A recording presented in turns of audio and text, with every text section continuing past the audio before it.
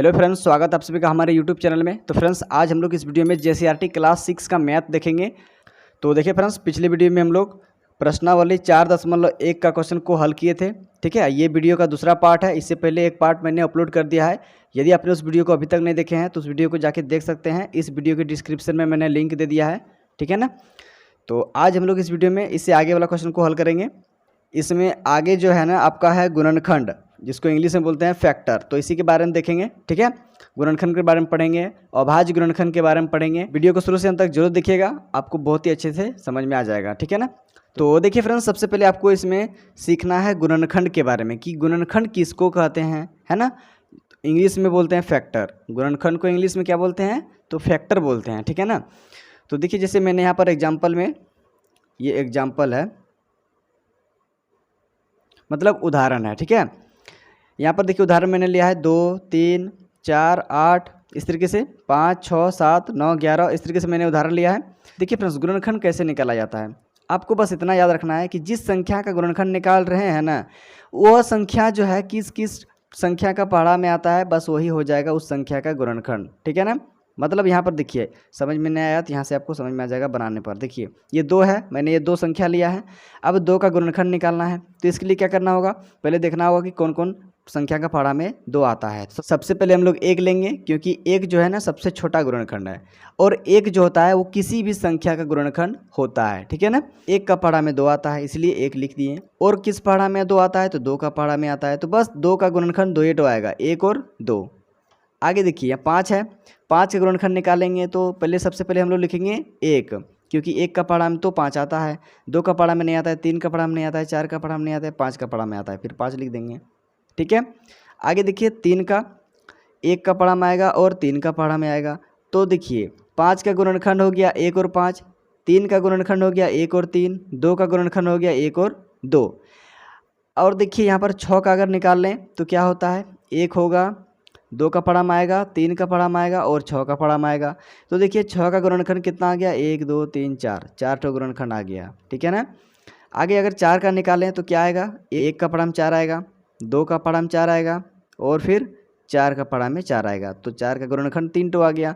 7 का गुणनखंड अगर निकालें तो क्या होगा, 1 होगा और 7 होगा, 1 का पहाड़ा में 7 आएगा और 7 का पहाड़ा में आएगा, इसके अलावा और कोई पहाड़ा में 7 नहीं आएगा। तो बस इतना ही हो गया इस संख्या का गुणनखंड। ठीक है। तो किसी भी संख्या का गुणनखंड फिक्स होता है। ठीक है ना।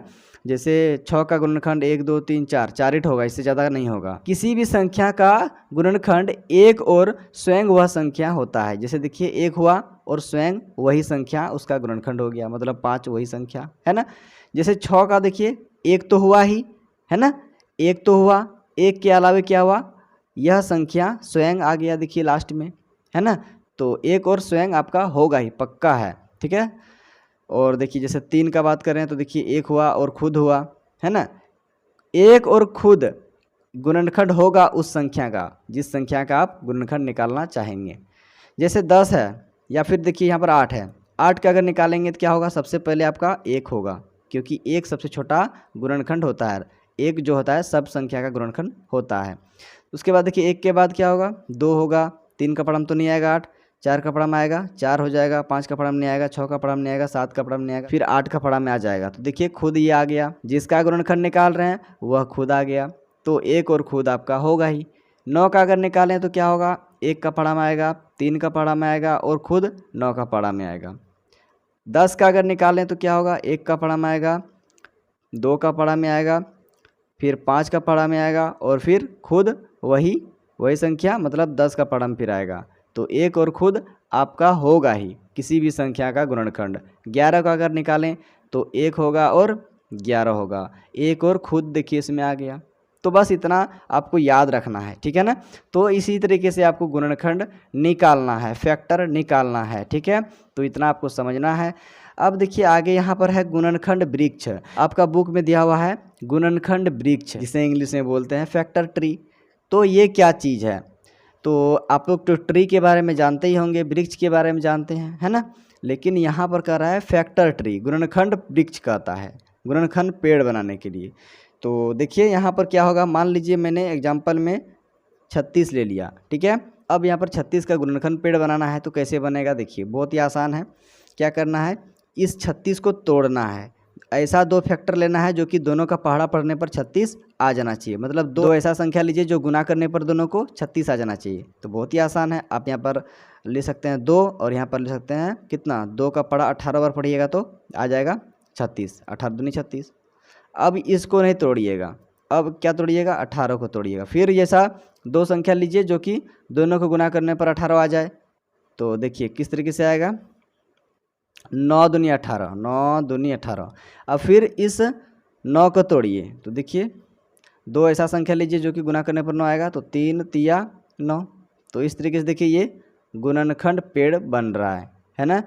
आप अलग तरीके से भी तोड़ सकते हैं 36 को, आप कई तरीके से तोड़ सकते हैं किसी भी संख्या को, कई भी तरीके से आप उसका गुणनखंड वृक्ष, गुणनखंड पेड़ या फिर फैक्टर ट्री बोल सकते हैं, तो बना सकते हैं इस तरीके से। जैसे यहाँ पर ले लेते हैं 12 से, 12 तिया 36, ये भी होगा आपका। अब फिर 12 को तोड़िए, 3 तो नहीं टूटेगा, ठीक है।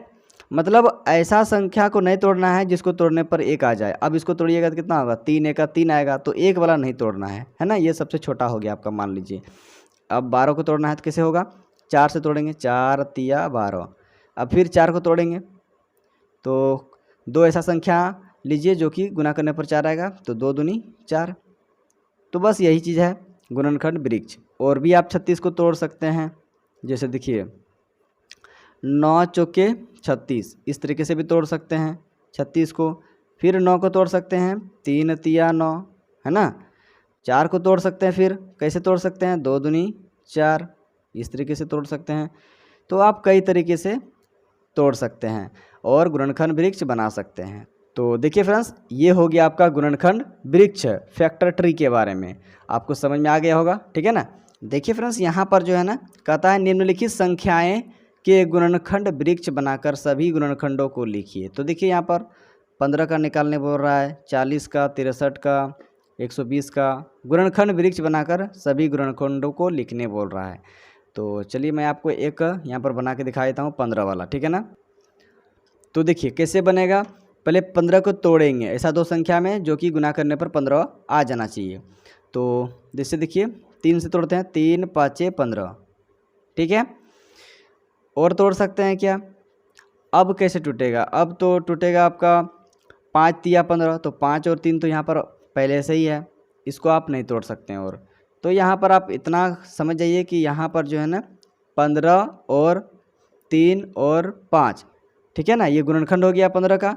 अगर आप चाहेंगे और भी निकालना तो आप निकाल सकते हैं, कैसे देखिए 5 एका 5, है ना, इस तरीके से भी लिख सकते हैं, लेकिन यहाँ पर 1 आ जाएगा, है ना। तो 1 वाला यहाँ पर जो है ना बार बार आपका आ जाएगा। देखिए यहाँ से भी तोड़िएगा तो यहाँ भी आ जाएगा, 3 एका 3, फिर इसको तोड़िएगा तो फिर यहाँ पर 3 एका 3, ऐसे तोड़ते रहिएगा तो ये आपका कभी ख़त्म नहीं होने वाला है। तो उतना तोड़ने का ज़रूरत नहीं है। यहाँ पर हम लोगों को समझ में आ गया कि 15 के सभी गुणनखंड क्या क्या होगा। देखिए सबसे पहले तो 1 लिखेंगे, 1 से बड़ा कौन है यहाँ पर, देखिए यहाँ पर पूरे में 3 है, 3 लिखेंगे, एक बार लिखेंगे, ऐसा नहीं कि यहाँ भी 3 आया यहाँ भी 3 आया तो 2 बार लिख देंगे, सिंगल सिंगल, है ना, एक एक बार करके लेना है। 1 लिए, 3 लिए, फिर 5 ले लेंगे, 5 से बड़ा कौन है, 15 है। तो बस इतना ही होगा, 15 के सभी गुणनखंड 1 3 5 15 है। बस हो गया इसका आंसर, ये 15 के लिए था। और भी एग्जाम्पल है, आप बना सकते हैं अपने से, तो आप बना लीजिएगा, ठीक है ना। जैसे देखिए 2 नंबर में 40 है ना, 40 का बनाने बोल रहा है। तो देखिए 40 का कैसे बनेगा, ये 1 नंबर का एग्जाम्पल था, ये 2 नंबर का एग्जाम्पल है, मान लीजिए, ठीक है। 40 का बनाना है तो कैसे 40 का बनेगा, तो सबसे पहले आपको 40 को तोड़ना है ऐसा दो संख्या में जो कि गुना करने पर 40 आ जाना चाहिए। तो आप इसको कैसे तोड़ सकते हैं, 10 चौके 40, ऐसे भी टूटेगा, फिर टूटेगा, ये भी टूटेगा, 2 दूनी 4, और ये आपका हो जाएगा 2 पंचे 10, ठीक है ना। और एक यहाँ पर किसी एक को तोड़ दीजिए, एक लाने के लिए एक चाहिए ना, तो इसी को तोड़ देते हैं, 5 एका 5। अब इसको तोड़ने का जरूरत नहीं है क्योंकि इसको भी तोड़िएगा तो वही 2 एका 2 आएगा, इसको भी तोड़िएगा तो 2 एका 2 आएगा, फिर वही बार बार रिपीट हो जाएगा। तो रिपीट करने से कोई फ़ायदा नहीं है, एक बार एक आ गया ना, बस आपका सारा गुणनखंड यहाँ पर मिल जाएगा, ठीक है ना। और अगर चाहेंगे कि दूसरा और भी गुणनखंड तो अलग से फिर से तोड़ेंगे इसको। 40 को कैसे तोड़ेंगे देखिए, 5 8 40 ऐसे भी टूटेगा, और फिर इसको तोड़ देंगे, 2 चौके 8, फिर टूटेगा 2 दूनी 4, टूट गया। और भी आप तोड़ सकते हैं 40 को, देखिए 20 दूनी 40, फिर 20 को तोड़ सकते हैं आप, 5 चौके 20, फिर 4 को तोड़ सकते हैं, 2 दूनी 4, ठीक है। तो बस अब आपको यहाँ पर लिख देना है कितना गुणनखंड आया 40 का, 40 के सभी गुणनखंड कितना हो जाएगा। देखिए सबसे पहले तो एक लेना है, एक से थोड़ा सा बड़ा कौन है, क्या दिख रहा है यहाँ पर, 2 दिख रहा है, 2 लिख दिए। 2 से बड़ा कौन है, 3 तो नहीं है, 4 है। 4 के बाद 5 है क्या, है 5। 5 से बड़ा है क्या, 6 नहीं है। 7 है क्या, नहीं है, 8 है। 8 से बड़ा 9 नहीं है, 10 है। उसके बाद फिर 11 नहीं, 12 नहीं, 13 14 15 16 17 18 19 20 है। उसके बाद फिर खुद वही संख्या जिसका गुणनखंड निकाल रहे हैं कौन, 40, तो यहाँ पर 40 हो जाएगा लास्ट में। तो देखिए शुरू में आपका क्या होगा, 1 होगा, है ना, और अंतिम में क्या होगा, आपका वही संख्या होगा जिस संख्या का आप गुणनखंड निकाल रहे हैं, स्वयं वही संख्या। तो इतना होगा 40 का गुणनखंड, ठीक है। देख लीजिए इसी तरीके से गुणनखंड निकाला जाता है, ठीक है ना। तो उम्मीद करते हैं कि आपको अच्छे तरीके से समझ में आ रहा होगा, ठीक है। चलिए अब आगे बढ़ते हैं। अब देखिए फ्रेंड्स, आगे जो है ना आपका बुक में है अभाज्य गुणनखंड, जिसको इंग्लिश में बोलते हैं प्राइम फैक्टराइजेशन, है ना। अभाज्य गुणनखंड का मतलब हुआ कि अभाज्य संख्या से आपको तोड़ना है, ठीक है। गुणनखंड करने का मतलब होता है तोड़ना, तो अभाज्य संख्या को लेते हुए आपको तोड़ना है, तो उसी को बोलते हैं अभाज्य गुणनखंड। तो चलिए इसको समझते हैं कैसे तोड़ा जाता है। तो देखिए फ्रेंड्स, यहाँ पर जो है ना 60 का पहले हम लोग तोड़ेंगे। तो कैसे तोड़ेंगे, सबसे पहले यहाँ पर 60 लिखेंगे और इस तरीके से ऊपर से नीचे इस तरीके से लाइन खींचेंगे और इधर से भी लाइन इस तरीके से खींच लेंगे, ठीक है। अब यहाँ पर सबसे पहले आपको क्या लेना है, 2 लेना है, क्योंकि 2 सबसे छोटा अभाज्य संख्या होता है, ठीक है। उससे थोड़ा बड़ा 3 होता है, फिर 5 होता है, फिर 7 होता है, 7 के बाद फिर 11 होता है, 11 के बाद फिर 13 होता है। अब आपको समझना है कि अभाज्य किसको बोलते हैं, अभाज्य संख्या किसको बोलते हैं। तो जिसका गुणनखंड 2 टो रहेगा उसको अभाज्य संख्या बोलेंगे। अभी हम लोग थोड़ा देर पहले देखे अभाज्य संख्या के बारे में, चलिए मैं आपको दिखा देता हूँ थोड़ा सा। तो देखिए यहाँ पर हम लोग क्या पढ़े थे, जैसे यहाँ पर देखिए 2 का गुणनखंड 2 टो है ना, तो इसीलिए क्या हो जाएगा, 2 आपका अभाज्य संख्या हो जाएगा। 5 का देखिए 2 टो गुणनखंड है, तो जिसका 2 गुणनखंड रहेगा उसको बोलते हैं अभाज्य संख्या, तो ये भी आपका अभाज्य संख्या होगा। 2 से ज़्यादा गुणनखंड जिसका होगा उसको बोल देंगे भाज्य संख्या। तो देखिए यहाँ पर मैं आपको बता देता हूँ, ये 2 जो है ना आपका क्या है, ये आपका अभाज्य है, ठीक है। 2 आपका अभाज्य हो गया। 5 क्या है, 5 भी आपका अभाज्य हो जाएगा। अब यहाँ पर देखिए 3 का गुणनखंड कई टो है, 1 2, 2 टो गुणनखंड है, तो ये भी आपका क्या होगा, अभाज्य होगा, अभाज्य संख्या, ठीक है। अभाज्य संख्या, अभाज्य संख्या। अब यहाँ पर देखिए 6 जो है ना, इसका कितना गुणनखंड है, 1 2 3 4, 4 ठो गुणनखंड निकला है 6 का, मतलब 2 ठो से ज़्यादा है। 6 का गुणनखंड कितना है, 2 से ज़्यादा है, इसीलिए ये क्या हो जाएगा, ये भाज्य संख्या आपका हो जाएगा। कौन सा संख्या होगा, भाज्य संख्या, ठीक है। आपको याद रखना है इसे। अब यहाँ पर देखिए 4 क्या हो जाएगा, 4 आपका अभाज्य नहीं होगा, भाज्य होगा। इसलिए भाज्य होगा क्योंकि देखिए इसमें गुणनखंड कितना है, 3 टो है, मतलब 2 से ज़्यादा है। यहाँ पर देखिए 7 आपका कैसा संख्या है, तो आपका अभाज्य संख्या है, क्योंकि इसमें 2 ही ठो गुणनखंड है, इसीलिए आपका ये अभाज्य संख्या हो जाएगा 7।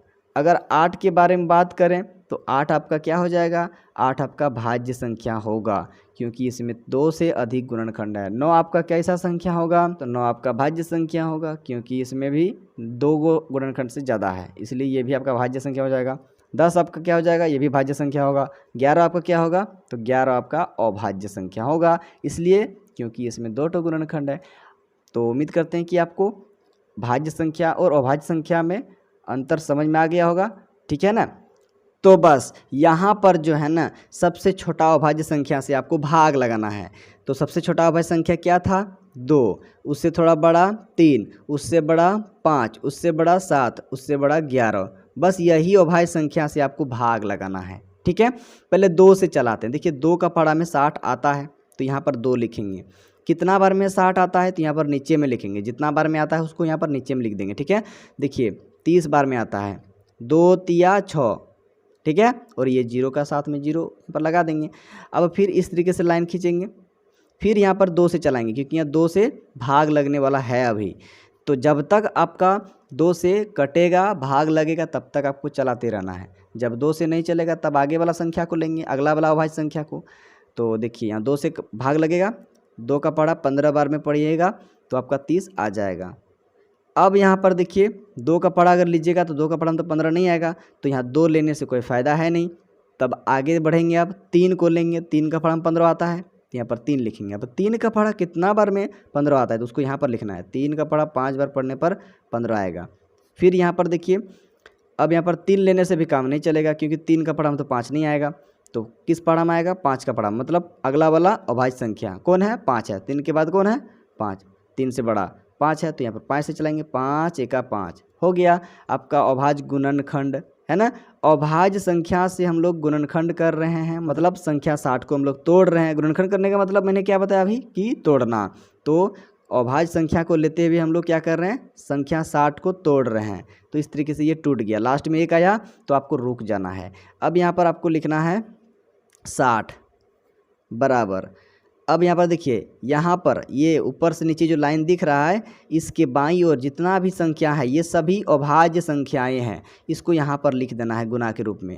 पहले 2 लिखना है, फिर गुना देना है चिन्ह, फिर 2 लिखना है, उसके बाद गुना का चिन्ह देना है, फिर 3 लिखना है, फिर गुना का चिन्ह देना है, फिर 5 लिखना है। जितना भी संख्या लिए अभाज्य संख्या सबको यहाँ पर गुना के रूप में लिख देना है। ठीक है, अगर आपको चेक करना है कि ये सही है कि गलत है तो आपको कैसे चेक करना है? यहाँ पर जितना भी संख्या है सबको गुना कर दीजिए। आपका 60 के बराबर अगर आ गया तो समझ जाइए कि आपका अभाज्य गुणनखंड सही है, और अगर 60 नहीं आया तो आप समझ जाइए कि ये आपका गलत है। देखिए 2 का पढ़ा 2 बार पढ़िए, कितना हो जाएगा? 2 दूनी 4। अब 4 का पढ़ा 3 बार पढ़िए, 4 तिया 12। अब 12 का पढ़ा 5 बार पढ़िए, 12 पंचे 60। देखिए इसको गुना करने पर 60 आता है और इधर भी 60 है, दोनों तरफ 60 आ गया। इसका मतलब ये वाला सही है। ठीक है, 75 को कैसे तोड़ेंगे? देखिए 75 को उसी तरह तोड़ेंगे। पहले 2 वाला अभाज्य संख्या को लेके देखेंगे, यहाँ पर लिखना नहीं है, सिर्फ मन में आपको सोचना है कि 2 का पढ़ा में 75 आएगा क्या नहीं आएगा। तो 2 का पढ़ा में 75 नहीं आता है तो छोड़ देंगे इसको। अब 3 से देखेंगे, 3 का पढ़ा में आएगा। देखिए कैसे आएगा? 3 का पढ़ा कितना बार पढ़ने पर 7 आएगा? तो 7 नहीं आएगा, उससे थोड़ा सा कम आएगा। 3 दूनी 6, इसका 7 का 6 काट दिए, है ना। 7 का 6 कट गया तो बचा कितना? यहाँ पर 1 बचा। 1 और 5 को मिला दीजिए, 1 और 5 को मिला लीजिएगा तो कितना बनेगा? 15 मिलेगा। ठीक है, 15 बन जाएगा। मतलब ऐसा नहीं करना है कि यहाँ पर 1 और 5 को जोड़ देना है, ऐसा नहीं करना है। यहाँ पर 5 के आगे में आपको 1 रख देना है। कितना बन रहा है? 15 बन रहा है। तो 3 का पढ़ा 5 बार पढ़िएगा तो आ जाएगा 15। 3 5 15। देखिए 25 तिया 75 आता है। अब आगे देखिए, यहाँ पर 3 का पढ़ा में अब यहाँ 25 नहीं आएगा, तो अगला वाला अभाज्य संख्या लेते हैं 5 को। तो 5 से चलाते हैं, 5 5 25। फिर 5 से चल रहा है तो 5 से चलाएंगे, 5 एका 5। तो देखिए लास्ट में 1 आ गया। अब इसको छोड़ दीजिए। अब यहाँ पर आपको लिख देना है 75 बराबर, जितना भी अभाज्य संख्या से चलाएं उस अभाज्य संख्या को गुना कर देना है। 3 गुना, फिर 5, फिर गुना का चिन्ह, फिर 5। बस हो गया आपका ये। ठीक है, इसको गुना करिएगा आपका 75 आ जाएगा। देखिए 3 5 15। अब 15 का पढ़ा पढ़ना है, 15 5 75। देखिए 75 है यहाँ पर, मतलब ये आपका अभाज्य गुणनखंड सही है। अब आगे 144 है, इसको भी तोड़ लीजिए उसी तरीके से। 144 देखिए बहुत ही आसान है। 2 से चलाएंगे पहले, 2 का पढ़ा में ये आपका पूरा पूरा भाग लगेगा। देखिए 2 7 14 पूरा कट गया। ये यहाँ पर 4 है तो 2 दूनी 4 पूरा कटा। फिर 2 से भाग लगेगा, 2 तिया 6, इसका 6 काट दिए, 1 बचा। 1 ले जाएंगे 2 के पास तो 12 बनेगा। 2 छक 12 कट गया 36 बार में, 36 दूनी 72। देखिए हो गया ना। अब यहाँ पर देखिए 2 से फिर कटेगा, है ना। 2 का पढ़ा कितना बार पढ़ने पर 36 आएगा? 18 बार पढ़ना पड़ेगा। 2 18 36, मतलब ऐसे पढ़िए ना, 18 दूनी 36 आ गया। अब फिर से देखिए, या फिर ऐसे समझ सकते हैं, 2 का पढ़ा 1 बार पढ़िएगा तो कितना आएगा? इसका 2 कटेगा। 2 का पढ़ा 1 बार पढ़ने पर इसका 2 कटेगा, 1 बचा। 1 इसके पास जाएगा 6 के पास तो 16 बनेगा। 2 8 16 ऐसे कट गया। अब यहाँ पर देखिए 18 है, 2 का पड़ा फिर से कटेगा, 2 का पड़ा में 2 9 18, अब 2 का पड़ा में नहीं कटेगा, अब 3 का पड़ा में कटेगा, तो 3 लेंगे, 3 तिया 9, फिर अब 3 से ही कटेगा ये, 3 एक 3, लास्ट में 1 आ गया, आपको छोड़ देना है। अब यहाँ पर क्या करना है, यहाँ पर लिखना है आपको 144। अब देखिए कितना अभाज्य संख्या आ गया, 1 2 3 4 5 6, सबको गुना करके लिख दीजिए, मतलब यहाँ पर गुना के रूप में लिख देना है, 2 गुना 2 गुना 2 गुना 2, कितना बार आया है 2, 1 2 3 4, 4 बार आया है, 1 2 3 4, 4 बार लिख दिए, उसके बाद 3 2 बार आया है, 3 गुना 3। अगर आप यहाँ जितना संख्या दिया हुआ है अभाज्य संख्या सबको गुना करिएगा ना, तो आपका 144 आ जाएगा, ये सही है। तो बस इसी तरीके से अभाज्य गुणनखंड किया जाता है, ठीक है ना, इंग्लिश में प्राइम फैक्टराइजेशन होता है, ठीक है। उम्मीद करते हैं कि आपको अभाज्य गुणनखंड भी समझ में आ गया होगा। अगर आपको कहीं भी डाउट है, कन्फ्यूज़न है, तो आप कमेंट करिएगा, ठीक है। मैं आपके लिए और भी इस तरीके का स्पेशल वीडियो बना दूंगा, ठीक है ना। तो आप ये सब चीज़ जो है ना अपना कॉपी में नोट करते चलिए, ताकि आपको समझ में अच्छी तरीके से आ जाए। अगर आप कभी भूल भी जाइएगा तो आप अपना कॉपी खोल के देख सकते हैं, है ना। तो चलिए अब आगे बढ़ते हैं। आगे देखिए अब क्या दिया हुआ है आपका बुक में। तो देखिए यहाँ पर बुक में पहले से बना हुआ था, मैंने आपको कॉपी में अच्छी तरीके से समझा दिया है, आपको समझ में आ भी गया होगा। आगे यहाँ पर देखिए प्रयास कीजिए, में यहाँ पर दिया हुआ है कुछ क्वेश्चन, आप बना लीजिएगा। निम्नलिखित संख्याओं के अभाज्य गुणनखंड ज्ञात कीजिए। तो यहाँ पर जितना भी सारा संख्या दिया हुआ है ना, आप इसको बना लीजिएगा, ट्राई कर लीजिएगा, कोशिश करिएगा, ठीक है। सब संख्या का यहाँ पर ठीक इसी प्रकार, जिस प्रकार अभी मैंने बताया, इसी प्रकार से आपको अभाज्य गुणनखंड कर लेना है, ठीक है ना। अब आगे जो है ना आपका बुक में है सार्वगुणनखंड और सार्वगुणज, सार्वगुणनखंड और सार्वगुणज, इसके बारे में पढ़ेंगे। तो देखिए फ्रेंड्स, सार्वगुणनखंड को जो है ना कॉमन फैक्टर बोलते हैं, और सार्वगुणज को इंग्लिश में कॉमन मल्टीपल बोलते हैं, ठीक है। तो देखिए सबसे पहले मैं आपको सार्वगुणनखंड के बारे में बताता हूँ, उसके बाद फिर सार्वगुणज के बारे में बताऊँगा। देखिए सार्वगुणनखंड का मतलब होता है कॉमन, कॉमन का मतलब मिलने वाला, ठीक है। तो देखिए कैसे मिलता है। मान लीजिए मैंने यहाँ पर 8 और 4 के सार्वगुणनखंड,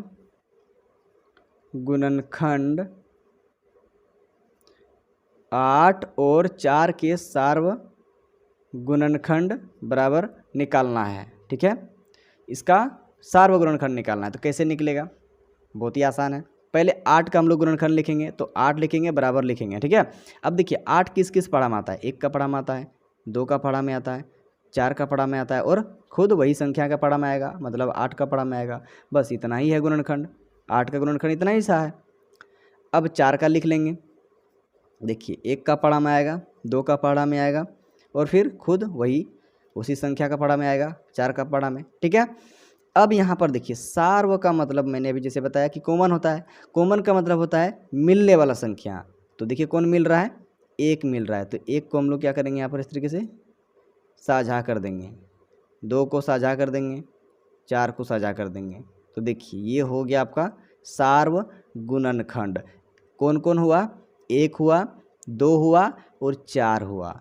8 और 4 का सार्वगुणनखंड 1 2 और 4 होगा, यही मिलने वाला सब है संख्या, तो इसी को बोलते हैं क्या, सार्वगुणनखंड। तो यहाँ पर लिखेंगे अतः कितना, 8 और 4 का सार्वगुणनखंड, सार्वगुणनखंड बराबर क्या हो जाएगा, 1 होगा, 2 होगा और 4 होगा, या फिर एवं 4 लिखिए, बस हो गया आंसर।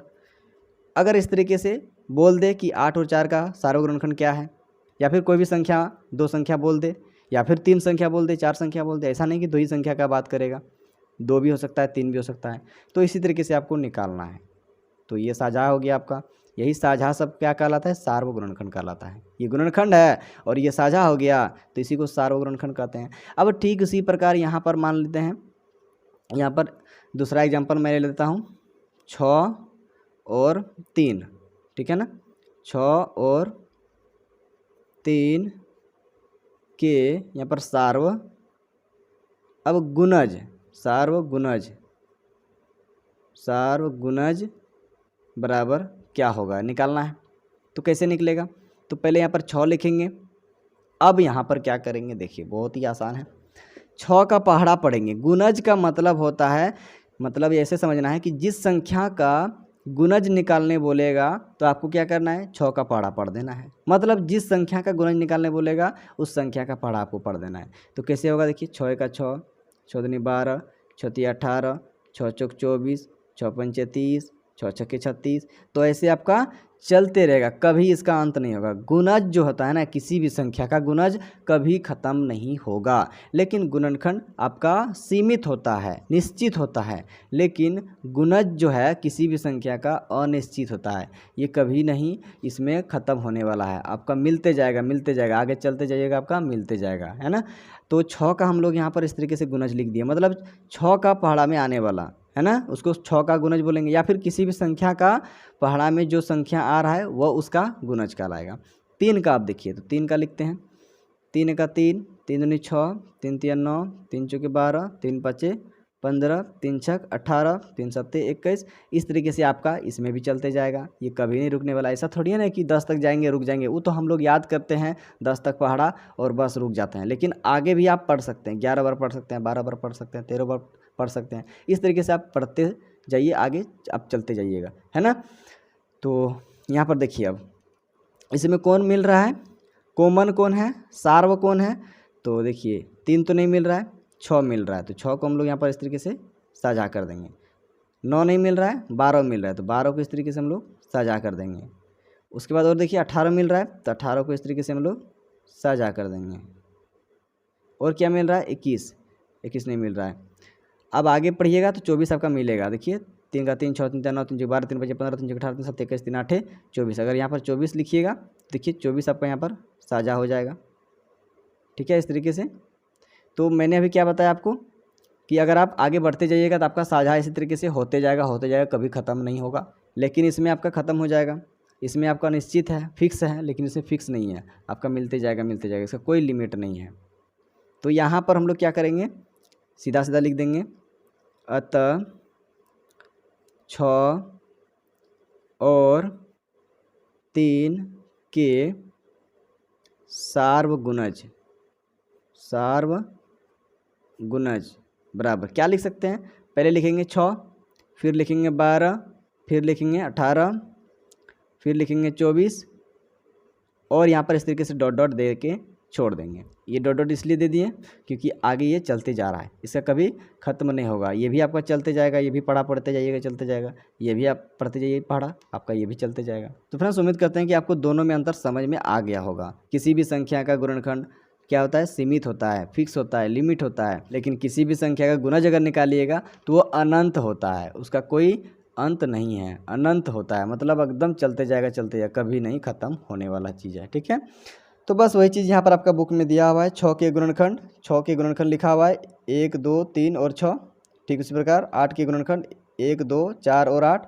तो यहाँ पर जो मिला वही वाला आपका क्या हो गया, सार्वगुणनखंड हो गया। तो देखिए कौन कौन मिला, दोनों संख्याएं 6 और 8 के गुणनखंड 1 और 2 हैं। तो देखिए 1 मिला और 2 मिला, किसका 6 और 8 में 1 मिला और 2 मिला, यही वाला साझा मिलेगा, है ना, यही वाला साझा होगा, कॉमन होगा। इसलिए 1 और 2 आपका हो जाएगा सार्वगुणनखंड 6 और 8 का।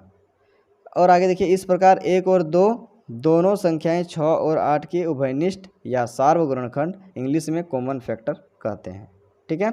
उभयनिष्ठ बोलते हैं या फिर सार्वगुणनखंड भी बोलते हैं, इंग्लिश में कॉमन फैक्टर बोलते हैं। तो इस तरीके से यहाँ पर और भी एग्जाम्पल है, आप इसको देख सकते हैं, ठीक उसी प्रकार है। अब देखिए यहाँ पर कहता है 2 संख्याएं जिनके केवल एक ही सार्वगुणनखंड होता है सह अभाज्य संख्याएं कहलाती है। तो देखिए इसमें क्या कह रहा है कि 2 संख्याएं जिनके केवल एक ही सार्वगुणनखंड होता है, मतलब सिर्फ एक मिल रहा है, ठीक है। ऐसे साझा क्या हो रहा था, सिर्फ एक ठो। तो उसके बारे में जब प्रश्नावली वाला क्वेश्चन को सॉल्व करेंगे तब अच्छी तरीके से समझेंगे, ठीक है। उम्मीद करते हैं कि आपको इस वीडियो से बहुत कुछ सीखने को मिला होगा। वीडियो अच्छा लगा, समझ में आया तो वीडियो को लाइक करिएगा, और यदि आप हमारे चैनल पर पहली बार आए हैं चैनल को सब्सक्राइब जरूर कर लीजिएगा, साथ साथ में बेल आइकन का नोटिफिकेशन ऑन कर लीजिएगा, ताकि जब भी मैं इससे आगे वाला वीडियो को अपलोड करूँ सबसे पहले उस वीडियो का नोटिफिकेशन आप तक पहुँच सके। तो चलिए फ्रेंड्स मिलते हैं अगला वीडियो में प्रश्नावली 4.2 का क्वेश्चन को लेकर, ठीक है। तब तक के लिए bye, thank you for watching this video.